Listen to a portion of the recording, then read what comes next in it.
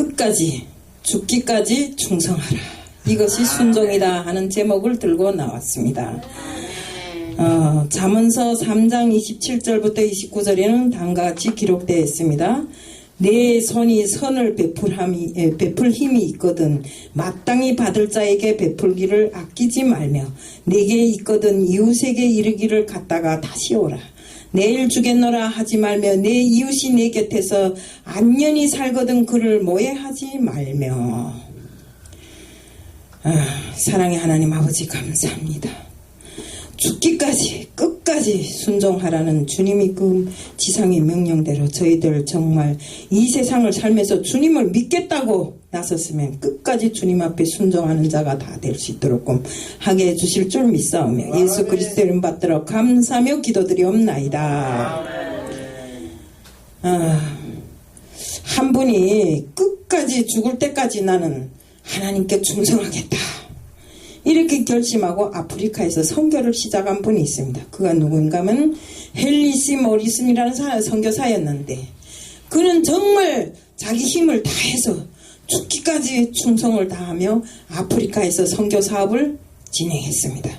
그 어떤 위험 속에서도 항상 주님을 생각하고 주님 앞에 선 것을 가장 영광으로 생각하면서 정말 40년 동안 하루와 같이 주님 앞에 자신이 모든 것을 헌신했어요. 두 아들을 바쳤고 그 사모님마저도 주님 앞에 바침을 했어. 그는 나중에 늙은 선교사가 돼서 고향을 찾게 됐습니다. 미국으로는 아프리카에서 정말 미국으로는 배를 탔는데 그때 바로 미국 대통령이 어느 한 나라를 순방하고 돌아오면서 코끼리 사냥을 하고 미국에 돌아오는 그 배에 같이 타고 왔어요. 그런데 대통령이 항구에 도착하니까 갑자기 군악대가 빵빠라리를 올리고 빨간 카펫이 쫙 펴지더니 대통령이 그 길로 느슨하게 걸어 나가는 것입니다. 그래서 이 사람이 그걸 구경하다가 자기 차례가 돼서 나가려고 보니까 빵빠레도 없고 사람들은 그렇게 많이 모였던 사람들은 온데간데 없이 다 사라지고 자기는 그렇게 40년을 하루와 같이 목숨을 바치면서 목숨을 걸고 그곳에서 선교를 했는데 그 누구도 자기를 따뜻하게 대해주는 사람이 없었어요. 그러니까 그 사람이 허탈하기 그지없더라 이겁니다. 코끼리 사냥을 갔던 대통령이 올 때는 빵빠레까지 올려주고 붉은 카페까지 이래 펴주는데 자기는 그토록 하나님 일을 죽기 살기로 했는데 오는데도 누구 하나 나와서 그 항구에 나와서 자기를 맞이해주는 사람이 없으니까 얼마나 서운했겠어요. 그래서 그는 주님 앞에 막 말했대요. 주님 40년간 내가 선교한 이 뒤끝이 이것이 답니까? 그래도 대통령한테는 카펫도 깔아주고 빵빠레도 올려주는데 나는 이렇게 왔는데 사람 하나 개미 하나 나한테 나타나는 사람이 없습니까? 이 어인 일입니까? 하고 주님 앞에 따졌대요. 그러면서 정처없이 이것이 진짜로 험한 일이구나 하고 정처없이 도로를 거닐고 있는데 갑자기 하늘 사이에 구름 사이에서 하나님이 말씀이 조용히 흘러나오더래요. 그러면서 사랑하는 내 아들아 너는 고향에 왔다고 하지만 이것은 네가 가야 할 정녕 그 고향이 아니다. 너는 지금 고향에 가는 지름길에 서 있고 그 과정에 서 있느니라. 네가 만약시 네가 원했던 그 고향에 왔다면 군악대의 빵빠레가 대수겠냐. 우리 천군 천사들이 총출동해서 나팔을 불어줄 것이고 빨간 카펫이 문제가 아니다. 네가 가는 그 길에 금으로 다 포장해서 내가 네 그 길을 금길로 걸게 할 것이며 수많은 군중 그것이 문제가 아니다. 내가 너를 직접 영접하려 나갈 것이며 네가 잃어버렸다고 생각하는 네 처와 네 아들들 대동해서 수많은 군중을 함께 대동해 나갈 것이다. 천군 천사들이 너를 호위할 것이다. 아멘. 이런 말씀이 흘러나오더래요. 그래서 그가 깜짝 놀랐다는 것입니다. 내가 정말 하나님께 무슨 말씀을 올렸던가. 내가 죽도록 충성하겠다 했고 정말 끝까지 충성하고 순종하겠다 해놓고 40년을 살아온 그걸 주님 앞에 토설하면서 주님께 그 값을 따지고 있는 내가 과연 주님이 자녀가 맞는가? 이렇게 후회를 하면서 땅을 치며 울면서 후회를 했다고 합니다. 그리고 그 후에 그는 다시 아프리카로 가서 정말 자기 생애를 아름답게 마쳤다고 합니다. 이렇게 이 모든 것이 우리와 똑같은 현실입니다. 그는 아프리카에 가 있지만 우리는 이 나라에서 정말 주님의 영접을 받으며 주님의 말씀을 전하고 복음을 전하는 복음의 전도자들입니다. 정말 비록 발로는 뛰지 않아도 이 미디어 방송을 통해서 세상 땅끝까지 복음을 전하는 사명을 가지고 있는 우리들입니다. 그런데 우리들이 전하는 이 복음이 진실로 주님이 우리에게 원하시는 것이 맞는가 안 맞는가를 생각해 봐야 됩니다. 우리 이 복음의 장소에 나와서 주님의 이름을 거들어서 다른 말을 해도 안 될 것이며, 우리가 진실로 주님이 이 땅에 우리를 오게 했을 때, 주님이 우리를 택했을 때 정말 주님이 바라시고 원하시는 것이 무엇이었는가를 잘 알아야 됩니다. 우리가 정말 주님은 우리를 이 땅에 나그네로 보내주면서 너희들은 진실로 그 땅에 가서 정말 나의 영광을 드러내게 하고 나를 세상에 알리는 일을 게을리하지 말라고 했어요. 우리는 항상 우리가 인생이 나그네라는 것을 기억하고 우리가 더 좋은 본향을 삼음에 이 땅은 잠시 잠깐 쉬었다 가는 장소로 생각합니다. 그런데 우리는 어떻습니까? 천년만년 이 땅에서 살 것처럼 욕심도 부리고 화도 내고 서로 싸움질도 하고 하지 말아야 하지 말아야 해야 할 일도 하고 지금 이러고 살고 있어요. 이것은 우리 주님이 우리에게 원하는 것이 아니라는 것입니다. 우리는 항상 주님이 우리에게 사명을 바로 감당하고 내 양을 먹이라고 했잖아요. 내 양을 관리하라고 했잖아요. 그러면 우리는 그 양들을 온전히 먹이고 온전히 관리해서 진실로 주님이 원하는 사람들로 키워내야 되는 것입니다. 남이 교회에 있는 사람들을 전도한답시고 갖다 빼들어다 내 교회에 앉혀놓지 말고 정말 하나님을 모르는 새로운 영혼들을 새롭게 정말 구원해서 그들을 내 교회에서 진실로 하나님의 자녀로 만드는 것이 중요한 것입니다. 우리가 정말 하나님의 사명을 감당하며 하늘나라의 상급을 받고자 한다면 정말 하나님께서 바라시는 그 뜻을 온전히 이해하고 그 뜻대로 이루어야 하는 것입니다. 어떻게 이 땅에 사는 동안에 한화와 박수갈채도 중요하지만 사실 정말 주님 앞에 서는 그날 우리가 주님으로부터 받을 그 상급을 계산해 봐야 되는 것입니다. 저도 그렇습니다. 옛날에 주님 모를 때도 그렇고 주님을 새로 알아서도 그렇고 맨날 세상의 삶에서 남들이 박수갈채 속에 칭찬만 받고 살다가 주님을 영접해서 주님을 알면서도 주님을 위해 일한답시고 열심히 일해놓고는 누가 알아주지 않으면 의견을 부리고 투덜거리고 저 사람보다 내가 이만큼 일을 더 했는데 나를 알아주지 않느냐는 식으로 일을 해왔습니다. 하지만 이것이 중요한 것이 아니라 제가 정말 바라고 원해야 할 일은 내가 한 일을 주님이 알고 정말 앞으로 내가 가야 할 본향에서 내가 어떤 상급을 받겠는가 이것을 계산하고 일을 해야 된다 이겁니다.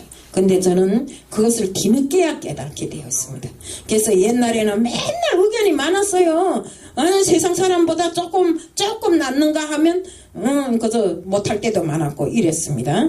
그래서 우리는 정말 주님을 끝까지 주님 앞에 충성하고 주님을 영접한 이상은 정말 우리가 주님이 바라시는 그 주님의 뜻을 우리가 알고 우리 앞에 정말 주님 앞에 섰을 때 내 모습이 어떻게 펼쳐져야 되는가 하는 것을 생각하면서 살아야 됩니다.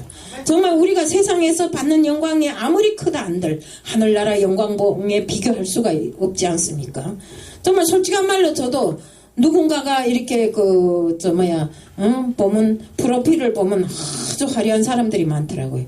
저도 그에 못지않게 화려한 프로필도 가지고 있고 상장도 가지고 있고 하다못해 대통령상도 타고 다 타봤어요.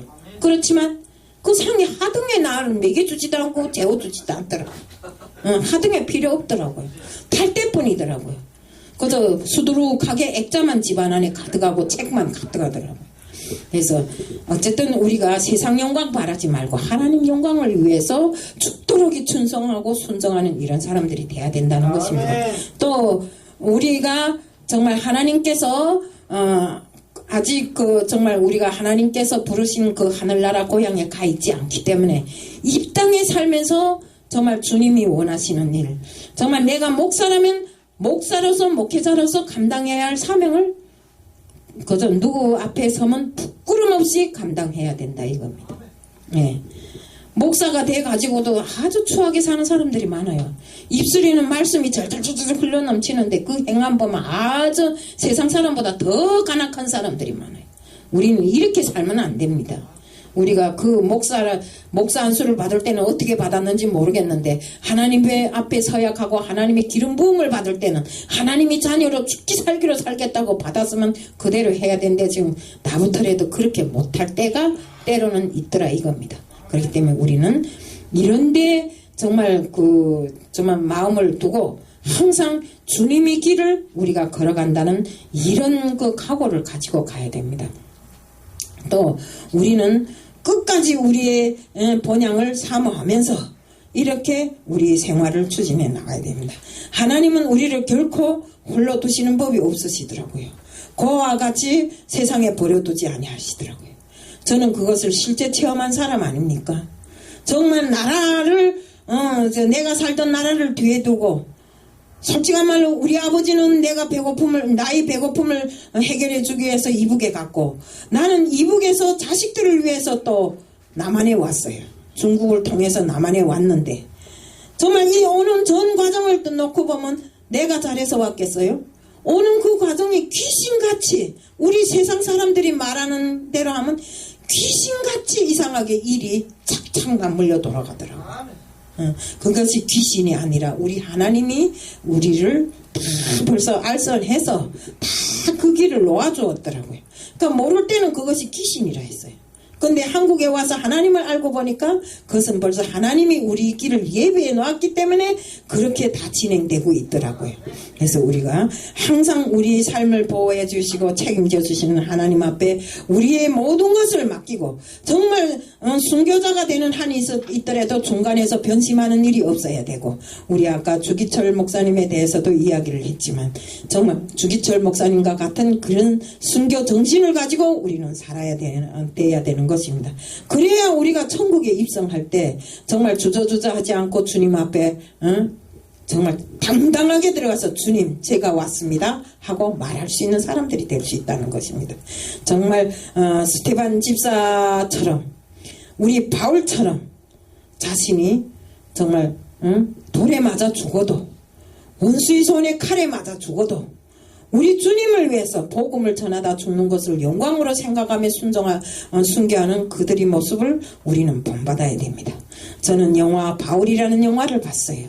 정말로 감옥에서 나 같으면 그 감옥에서 사람들이 그래서 우리는 이 땅에 아직 영원한 고향에 가지 않았기 때문에 나에게 주어진 인생과 시간 그 사건 속에 정말 하나부터 열까지 다 주님을 개념으로 해서 살아야 된다 이겁니다. 주님이 뜻이 우리 뜻이고 주님이 뜻을 받드는 것이 내 일상의 모든 조건이라는 것을 우리가 생각하면서 살아야 된다는 것입니다. 우리가 주님께서는 우리를 영원한 고향에서 기다리고 계십니다. 정말 우리 주님께서는 우리를 놀라운 한 영으로 우리를 맞이하기 위해서 그 준비를 하고 계십니다.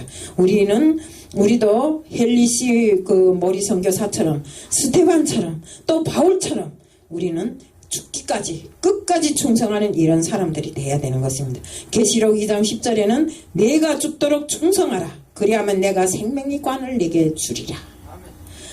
우리는 주님께서 우리에게 주시는 생명의 관을 위해서 근데 그 관이 좋은 것인가 나쁜 것인가 타는 사람마다 우리 세상에서도 상을 타보면 더 좋은 게 있고 더 좋은 게 있잖아요. 그것처럼 우리가 주님 앞에 갔을 때 바로 이 땅에서 정말 주님께 죽도록 충성했다면 제일 좋은 면류관을 우리에게 씌워주실 그 주님을 생각하면서 우리는 죽도록 순종하고 끝까지 끝까지 순종하고 정말 내 운명이 다하는 그 순간까지 순종하면서 살아가는 우리들 모두가 되자는 것을 말씀드리면서 오늘 말씀을 마칩니다. 이상입니다. 사랑의 하나님 아버지 감사합니다. 끝까지 충성하고 끝까지 순종하는 저희들 되게 하여 주시옵소서. 어떤 환경 속에서도 자신을 생각하기보다 먼저 주님을 생각하는 저희들이 되어야 하고 저희들의 사명을 끝까지 생각하는 저희들이 되게 하여 주시옵소서. 오늘 이 시간도 주님 앞에 맡겨며 예수 그리스도 이름 받들어 감사하며 기도드리옵나이다. 아멘.